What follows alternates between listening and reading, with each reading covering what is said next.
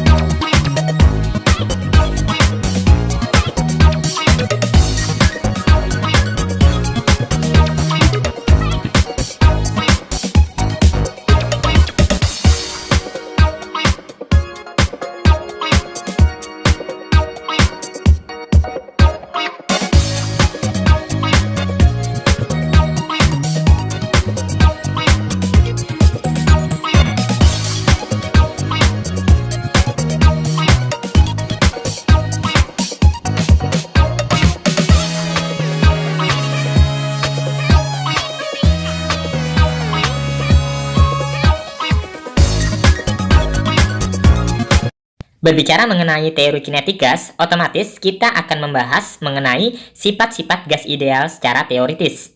Berdasarkan teori kinetik gas, gas terbentuk dari molekul-molekul gas yang bergerak secara acak dengan arah gerak yang konstan.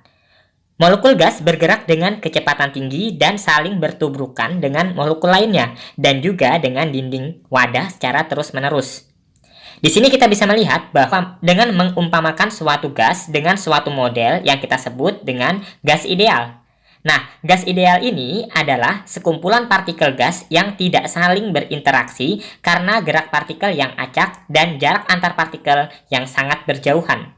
Nah, berbicara mengenai gas ideal tadi, maka kita akan membicarakan sifat-sifat gas ideal itu sendiri. Di sini ada 7 sifat gas ideal. Yang pertama kita bisa lihat, partikelnya itu berjumlah banyak dan bergerak secara acak. Kemudian sifat yang kedua, tidak ada interaksi antar partikel atau gaya tarik-menarik antar partikelnya itu sama dengan 0. Yang ketiga, ukuran partikel gas diabaikan terhadap ukuran wadah. Jadi ukuran wadahnya itu sangat besar dibandingkan dengan ukuran partikelnya ya. Yang keempat, tumbukan yang terjadi antar partikel gas dan dengan ruang adalah tumbukan lenting sempurna. Nah, tumbukan lenting sempurna itu apa? Sudah kalian pelajari di kelas 10 kemarin. Kemudian yang kelima, partikel gas tersebar merata dalam wadah. Yang keenam, berlaku hukum Newton tentang gerak. Ingat, hukum Newton tentang gerak ada berapa? 3 ya, 1, 2, 3. Kemudian yang ketujuh, energi kinetik rata-rata molekul gas ideal sebanding dengan suhu mutlaknya. Semakin besar suhu mutlaknya, maka energi kinetiknya juga semakin besar. Suhu mutlak ini adalah suhu dalam satuan Kelvin. Teori kinetik gas ini merupakan teori pertama yang menjelaskan tekanan gas berdasarkan tumbukan antar molekul. Pada teori ini juga menjelaskan bagaimana ukuran molekul di dalam gas dapat mempengaruhi kecepatan gerak molekul tersebut. Selanjutnya kita akan membahas tentang energi termal. Energi termal adalah energi internal yang terdapat pada suatu sistem akibat suhunya. Temperatur merupakan besaran yang didapat dari rata-rata energi kinetik suatu gas. Besarnya energi kinetik suatu gas ini akan berlaku dengan persamaan EK sama dengan setengah mv kuadrat, di mana m adalah massa dan v ini adalah kecepatannya. Kuadrat kecepatannya ya.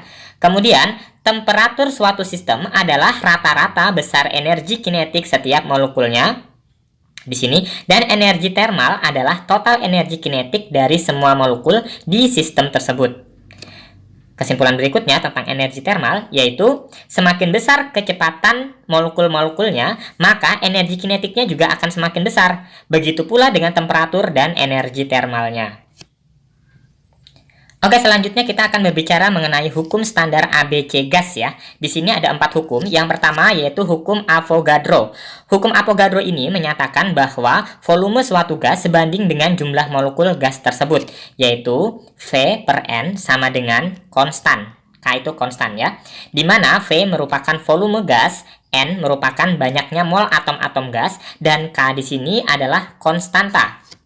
Yang kedua yaitu hukum Boyle. Hukum Boyle ini menyatakan bahwa tekanan dan volume suatu gas jika salah satu besaran dinaikkan, maka besaran yang lain akan menurun selama temperatur dan jumlah mol dijaga konstan. Oke, dengan kata lain, hukum Boyle ini dapat dinyatakan yaitu pada suhu konstan, tekanan gas berbanding terbalik dengan volumenya. Jadi bisa juga kita tulis seperti itu ya. Pada suhu konstan, tekanan berbanding terbalik dengan volume gas ya. Atau kita tulis secara rumus PV sama dengan konstan. Kalau kita membicarakan mengenai dua keadaan, maka P1 V1 sama dengan P2 V2. Ini persamaannya. Kemudian yang ketiga yaitu hukum Charles. Hukum Charles ini menyatakan bahwa pada tekanan tetap volume gas berbanding lurus dengan temperaturnya. Rumusnya seperti ini. V dibagi T sama dengan K. Atau kalau kita hubungkan dengan dua keadaan, maka V1 per T1 sama dengan V2 per T2. Seperti ini persamaannya. Yang terakhir yaitu hukum Gay-Lussac. Hukum Gay-Lussac ini menyatakan bahwa jika volume gas dijaga konstan, maka tekanan gas akan sebanding dengan suhu mutlaknya. Ini kebalikan dari hukum Charles ya. Kalau hukum Charles dia menggunakan volume, maka hukum Gay-Lussac ini menggunakan tekanan. Jadi rumus lainnya bisa ditulis dengan P1 per T1 sama dengan P2 per T2. Ini yang kita sebut sebagai, keempatnya ini ya, yang kita sebut sebagai hukum standar ABC gas, ada tambahan gasnya. Oke, selanjutnya yang perlu kalian garis bawahi di sini sebagai catatan kalian, T yang di sini 2 ini itu adalah suhu mutlak ya, suhu mutlak yaitu suhu dalam satuan Kelvin. Jadi kalian ketemu dalam soal satuannya masih menggunakan derajat Celcius, maka harus diubah terlebih dahulu ke dalam satuan Kelvin. Nah, kesemua rumus dari hukum standar ABC tadi dapat dijadikan satu dan dinyatakan sebagai persamaan hukum gas ideal. Misalnya nih, Boyle dan Gay-Lussac kita gabung jadinya P kali V dibagi T sama dengan konstan. Kalau kita hubungkan keadaan awal dan keadaan akhir, maka persamaannya bisa kita tulis menjadi P1 V1 dibagi T1 sama dengan P2 dikali V2 dibagi T2. T-nya di sini dalam satuan Kelvin atau kita sebut sebagai suhu mutlak. Nah, dari persamaan PV dibagi T sama dengan K, nilai konstanta K di sini itu sama dengan jumlah mol dikalikan R atau tetapan umum gas. Jadi bisa kita tulis PV dibagi T sama dengan N dikali R. Jadi K-nya bisa diganti dengan N dikali R. Kemudian kita selesaikan, hasilnya menjadi P kali V sama dengan NR kali T. Jadi inilah yang kita sebut sebagai persamaan umum dari gas ideal. Nah, R di sini sebagai tetapan gas, nilainya itu bisa kita gunakan dua pilihan. Kalau misalnya menggunakan satuan Joule, maka nilai R itu yaitu 8,314 atau 31 aja Joule per mol Kelvin. Atau kalau dalam satuan liter ATM menjadi R sama dengan 0,082 liter ATM per mol Kelvin. Dari persamaan P dikali V sama dengan N dikali R dikali T, N di sini kita sebut sebagai jumlah mol zat. Nilai N ini bisa kita jadikan M dibagi MR atau N sama dengan N dibagi NA, di mana NA di sini yaitu bilangan Avogadro. Sedangkan N besar itu adalah jumlah partikel. M adalah massa, MR adalah massa molekul relatif. Nah, kalau misalnya N-nya ini kita ganti dengan M dibagi MR, maka persamaannya menjadi PV sama dengan M dibagi MR dikali RT. Tukar tempat V dengan MR, maka jadinya P dikali MR sama dengan M dibagi V dikali R dikali T. M dibagi V di sini sama dengan massa jenis ya, atau ρ, sehingga P dikali MR sama dengan ρ dikali R dikali T. Sehingga rumus massa jenis gas bisa kita tulis sebagai ρ sama dengan P dikali MR dibagi RT, seperti itu. Kemudian, jika nilai N atau jumlah mol zat ini diganti dengan N dibagi NA, maka persamaannya menjadi P dikali V sama dengan N dibagi NA dikali R dikali T. Nah, R dibagi NA ini itu sama dengan K atau konstanta Boltzmann.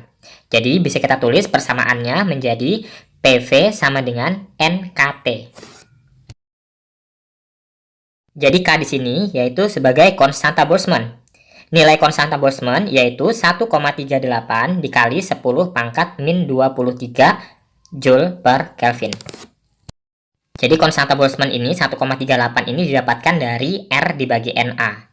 R itu 8,31, kemudian Na atau bilangan Avogadro itu nilainya 6,02 kali 10 pangkat 23. Satuannya partikel per mol. Sementara T di sini sekali lagi suhu mutlak. Suhu mutlak itu suhu dalam satuan Kelvin. Kalau misalnya kalian ketemu soal 0 derajat Celcius diubah ke Kelvin, maka langsung aja 0 derajat Celcius itu sama dengan 273 Kelvin. Kalau 27 derajat Celcius berarti 27 ditambah 273, jadi 300 Kelvin. Kemudian V di sini sebagai volume gas, satuannya meter kubik.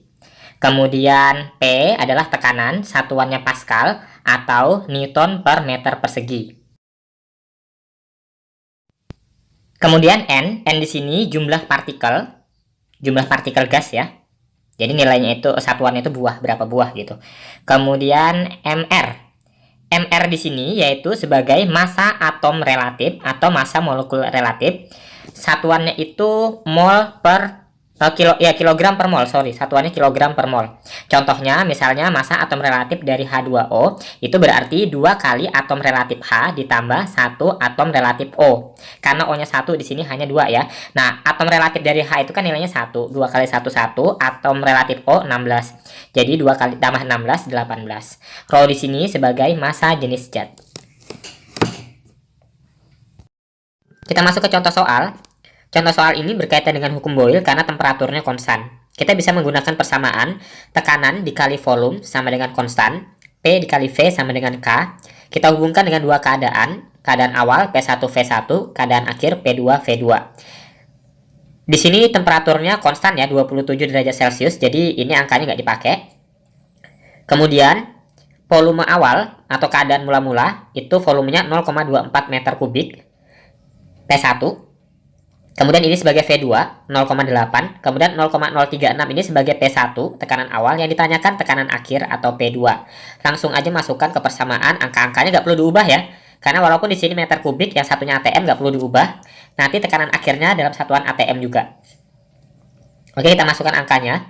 P1-nya 0,036, V1-nya 0,24, P2 yang ditanya, V2-nya 0,8. Langsung aja di sini 0 kita coret.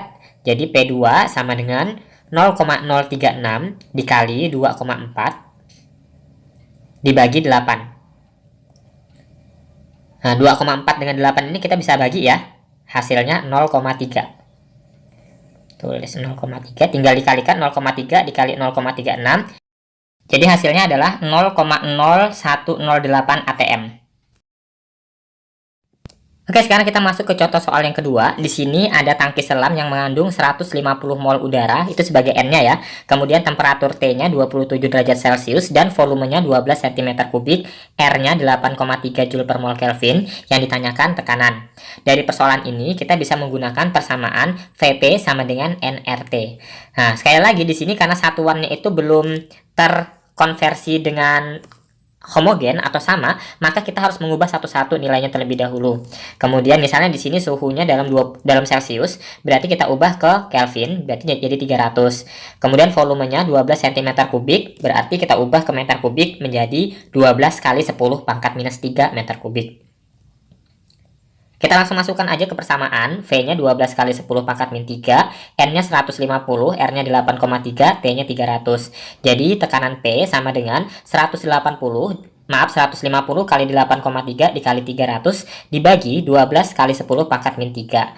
3 bagi 12 kan 4. Berarti 4 dibagi 150 bagi 4 nilainya 37,5. Sehingga nilai tekanan P yaitu 37,5 dikali 8,3 dikali 100 dibagi 10 pangkat min 3. Jadi hasilnya adalah 311,25 kali 10 pangkat 5 atau 3,1125 kali 10 pangkat 7 Pascal. Atau sama dengan 31 megapascal. Selanjutnya tentang tekanan gas ideal. Keberadaan gas di dalam ruang tertutup ternyata bisa mengakibatkan adanya sebuah tekanan. Tekanan tersebut disebabkan oleh adanya tumbukan antar partikel gas dan dinding tempat gas tersebut berada. Di sini, besarnya tekanan gas di dalam ruang tertutup dapat dirumuskan dengan persamaan P sama dengan 1/3 dikali N dikali M dikali V dibagi V besar atau volume. Karena energi kinetik itu sama dengan setengah mv kuadrat, berarti mv sama dengan 2 EK kan? Sehingga persamaannya bisa menjadi 2/3 N dibagi V dikali EK. Sehingga inilah yang kita sebut sebagai persamaan untuk mencari tekanan gas ideal. Di sini keterangannya, P adalah tekanan gas, satuannya Newton per meter persegi. Kemudian V adalah volume gas, satuannya meter kubik. Jadi kalau misalnya dalam soal, satuannya cm kubik diubah dulu ke meter kubik jika tekanannya dalam satuan Newton per meter persegi. Kemudian M adalah massa partikel gas dalam satuan kilogram. Kemudian di sini ada N besar. N besar ini adalah jumlah partikel gas. Kemudian EK adalah energi kinetik, satuannya Joule ya. Energi kinetik rata-rata partikel gas dalam satuan Joule. Sementara V adalah kecepatan rata-rata partikel gas dalam satuan meter per sekon. Energi kinetik gas ideal disebabkan oleh adanya gerakan partikel gas di dalam suatu ruangan. Gas selalu bergerak dengan kecepatan tertentu. Kecepatan inilah yang nantinya berpengaruh pada energi kinetik gas. Nah, secara matematis, energi kinetik gas ideal dapat dirumuskan dengan persamaan sebagai berikut. EK sama dengan 3/2 kT, atau EK sama dengan 3/2 NKT, atau EK sama dengan 3/2 nRT. Ketiga persamaan ini bisa kalian gunakan ketika kalian menyelesaikan masalah tentang energi kinetik gas ideal. Tinggal dipilih aja sesuai dengan besaran yang diketahui dalam soal.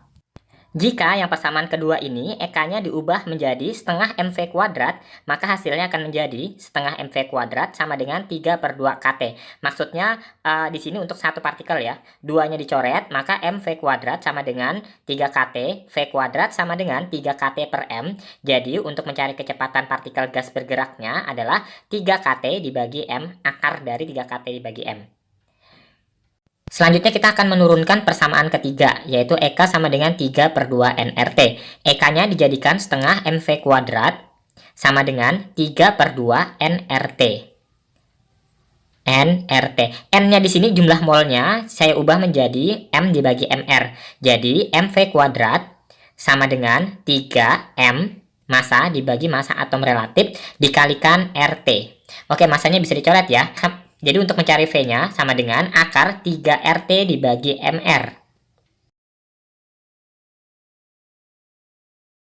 Oke, coba kita perhatikan persamaan di atas lagi, yang MV kuadrat sama dengan 3NRT. Oke, kita tulis kembali ya. MV kuadrat sama dengan 3NRT. Nah, oke, di sini jika M-nya dipindahin, maka persamaan lain bisa menjadi V sama dengan akar 3NRT dibagi M. Bisa juga menggunakan rumus ini. Atau kalau misalnya N dibagi M-nya ini NRT-nya kita ubah menjadi P dikali V ya. Kan ada rumus persamaan gas ideal, PP sama dengan nRT. Jadi nRT-nya sama dengan PV. Nah, volume dibagi massa ini itu sama dengan 1/2 kan. Jadi persamaan kecepatan gas idealnya menjadi V sama dengan akar 3P dibagi ρ. Di mana ρ di sini adalah massa jenis. Jadi ini persamaan lainnya yang bisa kalian gunakan jika yang diketahui tekanan dan massa jenis. Pada pembahasan sebelumnya, kita sudah berbicara mengenai energi kinetik gas.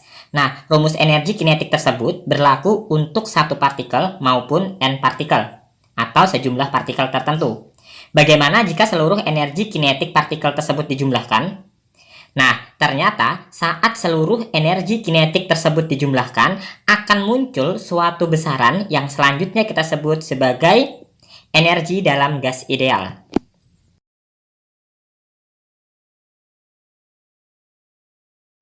Selanjutnya, energi dalam gas ideal ini diberi lambang dengan huruf U. Satuannya sendiri adalah Joule atau ditulis dengan J saja, nggak ada masalah.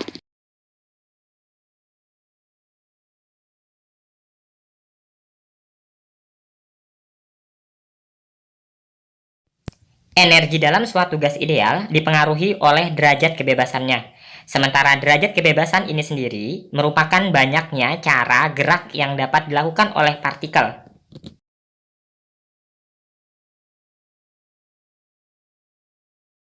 Secara matematis, energi dalam dapat dirumuskan ke dalam dua subrumus, yaitu energi dalam untuk gas monoatomik dan energi dalam untuk gas diatomik. Yang pertama, yaitu energi dalam untuk gas monoatomik seperti helium, neon, argon. By the way, gas monoatomik ini adalah gas yang molekulnya terdapat bebas di alam tanpa terikat dengan molekul lain. Nah, persamaan matematisnya yaitu U sama dengan EK, jadi energi dalam itu persamaannya sama dengan energi kinetiknya ya, sama dengan 3/2 NKT atau U sama dengan 3/2 nRT. Kalau N kecil ini jumlah mol, kalau N besar ini jumlah partikel.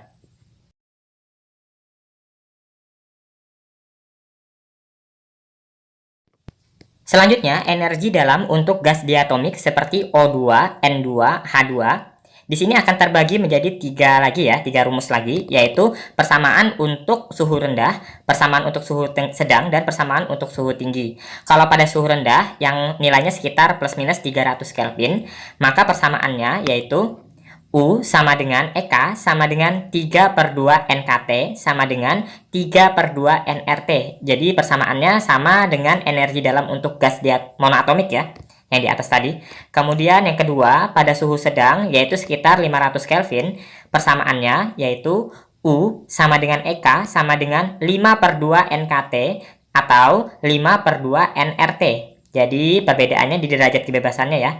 Kalau suhu rendah 3, kalau suhu sedang 5. Sementara pada suhu tinggi sekitar 1000 Kelvin, persamaannya yaitu U sama dengan EK sama dengan 7/2 NKT atau 7/2 nRT. Jadi derajat kebebasannya di sini ada 7.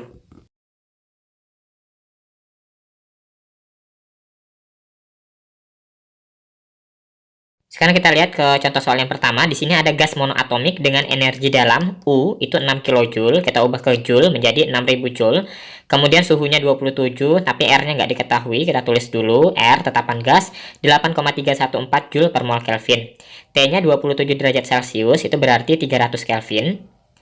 Kemudian pertanyaannya tentukan banyaknya mol gas, lambangnya N kecil ya, banyaknya mol gas N sama dengan titik-titik-titik, kita cari ya. Masukkan ke rumus energi dalam untuk gas monoatomik, U sama dengan 3/2 nRT, berarti 3, U-nya 6000 dulu, 3/2, N-nya kita cari, R-nya 8,314, T-nya 300. Oke, langsung aja N sama dengan 2 kali 6000 dibagi 3 dikali 8,314 dikali 300, hasilnya adalah 1,6 mol. Oke, sekarang kita masuk ke contoh soal yang kedua. Gas dalam ruang tertutup memiliki suhu sebesar T Kelvin, energi kinetik rata-ratanya 1200 Joule dan laju efektifnya 20 meter per sekon. Jika suhu gas dinaikkan menjadi 2T, maka tentukan, pertanyaannya ada 4, perbandingan semua rata-rata ini pertanyaannya. Oke, sekarang kita lihat dulu kondisi awal. Di sini kondisi awalnya suhunya T, EK-nya 1200 dan kecepatan awalnya 20 meter per sekon. Kondisi akhir suhunya dinaikkan menjadi 2T. Kita mencari yang A, perbandingan energi kinetik pada kondisi akhir terhadap kondisi awalnya. Nah, kita cek dulu persamaan energi kinetik, EK sama dengan 3/2 KT ya. Seperti yang sudah dijelaskan sebelumnya. Oke, di sini karena K itu adalah tetapan, 3/2-nya juga tetapan, maka EK1, kondisi akhir ya, EK2 dibanding EK1, maka nilainya itu perbandingan terhadap suhunya doang. Jadi T2 per T1. Di sini EK dibandingkan terhadap suhu. Jadi T2 per T1. Masukkan aja T2-nya itu 2T. Sementara T1-nya T dibagi T habis, jadi nilainya 2/1. Jadi EK2 atau energi kinetik pada kondisi akhir dibanding energi kinetik pada kondisi awal, perbandingannya 2/1. Kita lanjut ke pertanyaan yang B, energi kinetik rata-rata akhir yang kita cari. Oke, berarti EK2 yang kita cari ya. Karena di sini perbandingan EK2 terhadap EK1 adalah 2/1, maka kita bisa menuliskan EK2 nilainya sama dengan 2 EK1. Ya, 2 EK1. Oke, sekarang kita lihat energi kinetik awalnya 1200 Joule seperti yang sudah disampaikan di soal awal tadi diketahuinya. Jadi EK2 sama dengan 2 dikali 1200 Joule sama dengan 2400 Joule. Itu jawabannya. Kita cek dulu ya, 1200 tadi nilai EK awalnya benar. Tuh. Itu sebagai EK 1. Oke, selanjutnya kita cek pertanyaan yang C.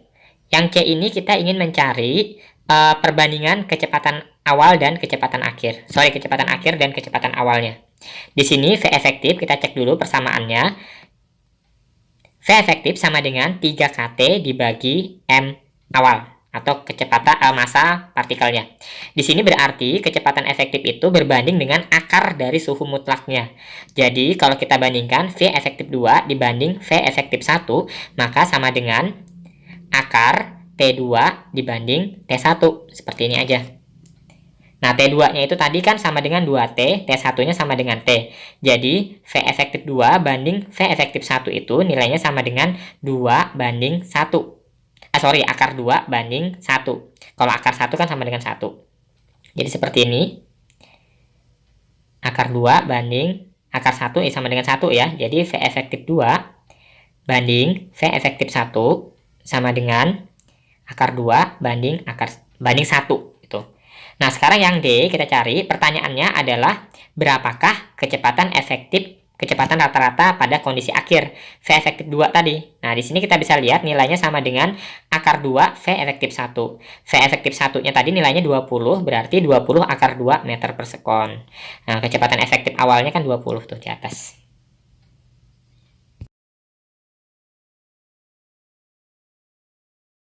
Kita masuk ke contoh soal yang ketiga. Di sini ada sebuah ruang tertutup yang berisi gas ideal dengan suhu T dan kecepatan partikel di dalamnya V. Di sini kita bisa menuliskan keadaan awalnya T1 sama dengan T. Kemudian suhu gas itu dinaikkan menjadi 2T, itu keadaan akhir untuk suhunya, T2 sama dengan 2T. Kecepatan gas partikel sekarang itu V2 yang kita tanya. Kemudian yang diketahui yang lain adalah kecepatan awal V1 sama dengan V. Kita cek dulu rumus kecepatan. Untuk gas ideal, V sama dengan akar 3kT dibagi M0. Karena di sini yang diketahui hanya suhu mutlaknya, maka kita hubungkan kecepatan dengan suhu, yaitu V sebanding dengan akar T. Nah, untuk V2 dibanding V1, maka akar T2 per T1.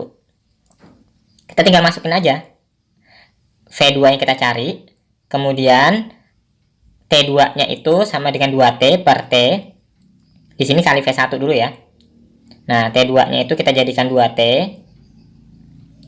Kemudian T1-nya itu T. V1-nya itu V. T-nya kita coret. Hasilnya adalah akar 2V. Itu jawabannya. Kebanyakan soal pada teori kinetik gas ini, dia berupa perbandingan seperti ini. Oke, sekarang kita masuk ke soal nomor 4. Di sini kita ingin mencari energi dalam untuk gas monoatomik yang jumlah molnya 4 ya.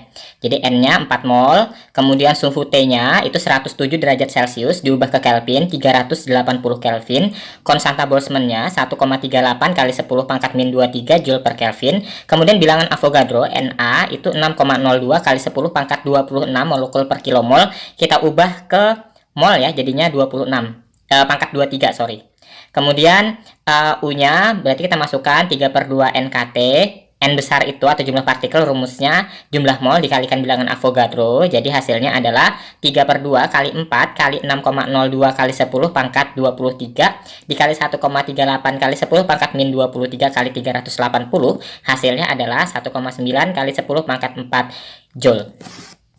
Sampai di sini video pembelajaran kali ini. Semoga bermanfaat. See you next video.